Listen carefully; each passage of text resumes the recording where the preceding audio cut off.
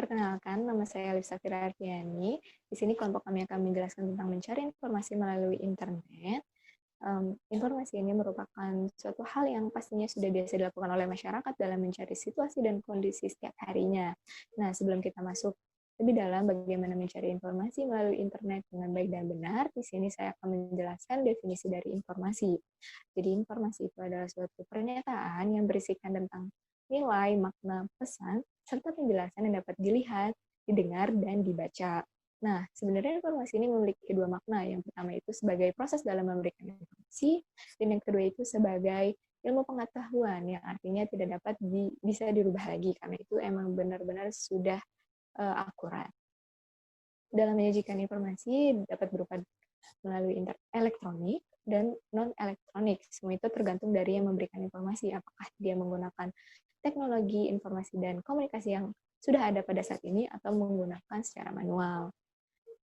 Selanjutnya, saya akan menjelaskan tentang faktor-faktor yang mempengaruhi informasi. Yang pertama itu up to date, berarti informasi yang diberikan itu benar-benar masih baru. Jadi, informasi yang disampaikan emang masih fresh dan masih hangat banget di masyarakat untuk mengetahui informasi tersebut. Dan yang kedua itu lengkap. Dalam satu informasi itu harus banget lengkap, karena misalnya tidak lengkap itu bakal beresiko sekali untuk suatu perusahaan atau individu dalam mengambil suatu keputusan. Yang ketiga itu harus relevan, artinya informasi yang dicari itu memang benar-benar harus relevan sesuai dengan apa yang kita ingin tahu. Dan yang keempat itu akurat, berarti dalam mengambil keputusan itu harus akurat. Maksudnya informasinya ini emang sulit untuk mendapatkan keakuratan secara 100%, tapi setidaknya cukup akurat dengan jelas apakah ini informasi benar atau tidak. Karena ini sangat penting dalam mengambil keputusan. Dan selanjutnya dia dapat diandalkan. Ini hampir sama dengan akurat. Jadi informasi yang kita peroleh itu benar-benar harus banget kita tahu terlebih dahulu apakah ini benar atau tidaknya. Jangan sampai informasi yang kita peroleh ini adalah yang tidak benar dan ini sangat berisiko sekali untuk perusahaan dalam mengambil keputusan. Dan yang terakhir itu tersaji dengan baik. Jadi informasi yang kita berikan itu harus menggunakan bahasa yang baik dan juga pastinya agar apa ya, yang menerima informasi ini dapat memahaminya dan pastinya bermanfaat untuk mereka. Saya Siti Saldiamini akan menjelaskan tentang jenis-jenis informasi. Jenis-jenis informasi terdiri dari 10. Yang pertama ada informasi untuk kegiatan politik. Informasi ini digunakan oleh para politisi dalam menjalankan aktivitas politiknya. Informasi ini berkaitan dengan politik, sebagai contoh perubahan kabinet oleh Parpol A. Kemudian informasi ini dapat dimanfaatkan dalam upaya menyusun strategi, menjangkau kepala negara atau mendapatkan kursi dalam kabinet. Yang kedua, informasi untuk kegiatan pemerintah. Informasi ini digunakan oleh PNS untuk menyusun rencana, mengambil keputusan, dan membuat kebijakan pemerintah. Sebagai contoh, informasi bencana alam, daerah yang terkena dampak bencana alam. Sehingga informasi ini dapat digunakan oleh Presiden untuk merumuskan strategi dalam rangka penanggulangan bencana di daerah tersebut. Kemudian ada informasi untuk kegiatan sosial. Program informasi ini digunakan oleh pemerintah untuk membuat rencana serta menetapkan program kerja. Nah, program ini menyangkut program kerja kesehatan, pendidikan, luar kegiatan pokok departemen yang diawasinya. Kemudian ada informasi untuk komunitas bisnis. Informasi ini dibutuhkan dalam dunia usaha. Informasi ini meliputi topik-topik seperti pertama, akumulasi modal dari pinjaman bank.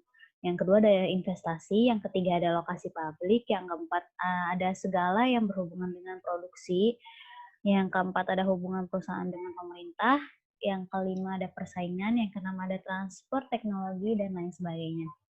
Kemudian ada informasi untuk kegiatan militer. Informasi tersebut dibutuhkan oleh pejabat militer untuk selalu mengikuti informasi militer.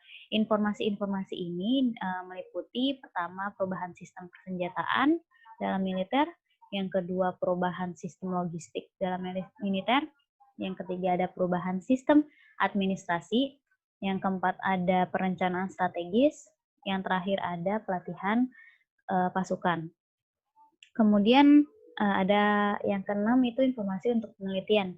Dalam melakukan penelitian, seorang peneliti harus mewaspadai berbagai jenis penelitian yang telah dilakukan peneliti lain, termasuk hasil-hasilnya. Dalam hal ini, informasi yang dibutuhkan oleh peneliti mestilah diikuti oleh hasil-hasilnya sehingga tidak menimbulkan duplikasi oleh orang lain. Nah, peneliti juga harus memperhatikan dari mana sumber informasi yang ia dapatkan, misalnya dari jurnal cetak maupun jurnal online. Jenis-jenis informasi selanjutnya yaitu informasi untuk guru. Guru maupun dosen pasti membutuhkan informasi untuk memperluas pengetahuan mereka. Untuk akhirnya mereka bisa mengajarkan informasi tersebut lagi kepada siswa atau mahasiswa mereka. Lalu selanjutnya ada informasi untuk penjualan. Mereka yang memiliki usaha pasti membutuhkan informasi yang praktis dan sederhana, seperti misalnya mencari bahan-bahan untuk berjualan, atau mencari pasar yang bagus untuk berjualan, seperti itu. Selanjutnya, ada informasi bagi individu. Informasi yang dibutuhkan seseorang sesuai dengan statusnya dalam masyarakat, pendidikan, dan kegiatannya. Jadi kita sebagai individu pun memerlukan informasi. Informasi dalam rangka untuk mencapai karir kita, atau mencapai pendidikan kita, atau saat kita sedang melakukan suatu kegiatan, kita pasti membutuhkan suatu informasi untuk melakukan kegiatan tersebut. Lalu yang terakhir ada informasi untuk pelajar dan mahasiswa. Mahasiswa dan siswa pasti membutuhkan informasi untuk mengembangkan ilmunya. Untuk mereka bisa memperluas pengetahuannya, pada akhirnya mereka bisa mengimplementasikan pengetahuan-pengetahuan mereka tersebut dalam kehidupan sehari-hari. Seperti itu. Selanjutnya, saya akan menjelaskan mengenai karakteristik informasi. Karakteristik informasi itu sangat penting dalam komunikasi manusia. Dalam sebuah organisasi, karakteristik informasi itu disesuaikan dengan jabatan manajemen agar dapat menyesuaikan informasi yang dibutuhkan dengan tugas yang mereka lakukan. Dan karakteristik informasi itu terdiri dari yang pertama, luas informasi. Luas informasi artinya informasi itu luas cakupan informasi yang diberikan tersebut, di mana administrasi tingkat yang lebih rendah memiliki cakupan informasi yang lebih terbatas daripada administrasi tingkat menengah. Jadi seperti itu contohnya. Yang kedua, kepadatan informasi. Kepadatan informasi ini maksudnya itu informasi itu memiliki nilai informasi yang sangat mempunyai informasi yang baik, di mana nilai informasi ini mempunyai kapasitas informasi yang dapat diterima oleh penerima informasi tersebut. Selanjutnya yang ketiga, frekuensi informasi. Jadi frekuensi informasi ini artinya informasi ini mempunyai tingkat informasi yang rutin yang dibutuhkan oleh setiap manajemen. Dengan level manajemen yang lebih rendah, frekuensi informasi yang diterima itu lebih rutin tergantung pada jenis pekerjaannya. Selanjutnya yang keempat adalah waktu informasi. Waktu informasi ini artinya informasi waktu adalah informasi tentang kondisi atau situasi yang telah dilalui oleh organisasi dan yang akan dialami pada masa depan. Jadi informasi yang diberikan itu dapat menjadi sebuah pengetahuan untuk masa depan. Itu yang dimaksud dari waktu informasi. Selanjutnya yang kelima, sumber informasi. Jadi dalam sumber informasi itu adalah sumber di mana informasi itu berasal. Jadi bisa dari pihak eksternal maupun dari pihak internal itu. Selanjutnya, apa yang dimaksud dengan internet? Internet itu merupakan sebuah perpaduan jaringan komputer-komputer yang ada di dunia, di mana internet menjadi gudang informasi karena internet merupakan media yang dapat digunakan sebagai pencarian informasi yang bisa tersebar sehingga ke beberapa belahan dunia, dan juga internet menjadi hal yang tidak bisa kita hindari untuk saat ini dalam kehidupan kita.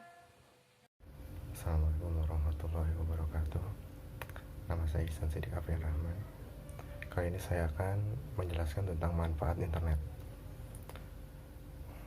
Manfaat internet atau kelebihan internet diantaranya ada memberikan sambungan konektivitas dan jangkauan yang sangat luas, sehingga akses dan informasi tidak dibatasi waktu, tempat, dan negara. Kemudian, akses informasi di internet tidak dibatasi oleh waktu, karena dunia maya secara global tidak pernah tidur. Dan kata lain, kita dapat melakukan pencarian informasi melalui internet kapan saja, selama 24 jam dan 7 hari seminggu. Akses informasi melalui internet lebih cepat bila dibandingkan dengan mencari informasi pada halaman-halaman buku. Ya, terus yang keempat, kita dapat berdiskusi dengan teman-teman sebaya mengenai berbagai hal jika kita memasuki mailing list atau melakukan chatting. Dibandingkan dengan membeli buku atau majalah, penelusuran informasi melalui internet jauh lebih mudah dan jauh lebih murah. Apalagi pada saat ini, banyak situs yang menyediakan jasa informasi secara cuma-cuma. Kita tinggal ngunduh atau mencari informasi yang kita butuhkan. Kemudian selanjutnya adalah pencarian informasi di internet. Internet sebagai jaringan internasional dapat mendukung kegiatan belajar kita di sekolah. Dari segi ilmu pengetahuan, internet ibarat perpustakaan besar yang di dalamnya terdapat jutaan informasi. Kita dapat menambah pengetahuan tentang ilmu alam dan ilmu-ilmu lainnya dengan mengakses informasi di internet. Keterampilan mengakses internet dapat diasah dengan mengasah logika berpikir. Logika tersebut berguna dalam menentukan kata kunci atau keyword yang tepat untuk penggunaan search engine. Kemudian, halo, nama saya Ahmad Lutfianto. Saya akan melanjutkan presentasi dari saya sebelumnya. Kemudian selanjutnya yaitu jenis-jenis search engine. Yang pertama, search engine atau real search engines adalah website yang mempunyai program komputer dan database yang dikumpulkan dan diseleksi. Search engine robot atau search engine spider. Contohnya, Google, AltaVista, Bing, dan lain-lain. Yang kedua, search directory. Search directory adalah website yang mempunyai program komputer dan database yang isinya sudah diseleksi oleh manusia, yang disebut search engine editor, yang berfungsi menggantikan tugas search engine spider atau search engine robot. Contohnya Yahoo Search Directory. Kemudian, yang ketiga, meta search engine. Website yang berfungsi sebagai search engine tetapi tidak mempunyai database, dan hasil pencariannya diambil dari database dari search engine lain. Contoh meta search engine adalah Meta Crawler, Meta Search Engine, Dogpile Meta Search Engine, dan banyak lagi. Yang keempat, hybrid search engines. Website yang berfungsi sebagai search engine atau search directory yang mempunyai database. Search engine robot sendiri atau punya search engine editor sendiri, tetapi hasil pencariannya diperkuat dengan database dari search engine lain. Contoh rata-rata search engine sekarang adalah hybrid search engine. Kemudian yang terakhir, invisible web. Invisible web ini merujuk ke sumber-sumber informasi di internet yang belum terjangkau oleh mesin pencari, yang biasa dipakai oleh umum seperti Google dan Yahoo. Contoh ini seperti layaknya Deep Web, Sirius Tech Extra, InfoPlease, dan InfoMine. Kemudian ada karakteristik search engines. Karakteristik search engine ini ada 3. Yang pertama, merupakan web yang menyediakan akses melalui suatu kotak pencarian ke dalam isi database pada sebuah komputer di suatu tempat. Yang dinamakan suatu kotak pencarian ini adalah ketika kita mengklik kotak pencarian itu, kita bisa mengetik apapun yang kita mau untuk mencari suatu informasi dan akan diproses ke database untuk dicari hasilnya. Yang kedua, dapat saja berubah berbagai topik. Dapat juga pula hal yang komersial, pekerjaan spesifik, pemerintahan, dan lain-lain. Search engine di sini bisa kita poinkan sebagai pencarian yang lengkap. Bisa berupa apa saja, termasuk komersial, pekerjaan, dan lain-lain. Dan yang terakhir juga terdiri dari banyak halaman yang menghasilkan hasil pencarian dari katalog direktori online. Seperti contohnya Google, saat kita search kita cari kata-kata di search engine ini, Google akan menampilkan suatu hasil dan itu akan berupa ribuan dari banyak halaman.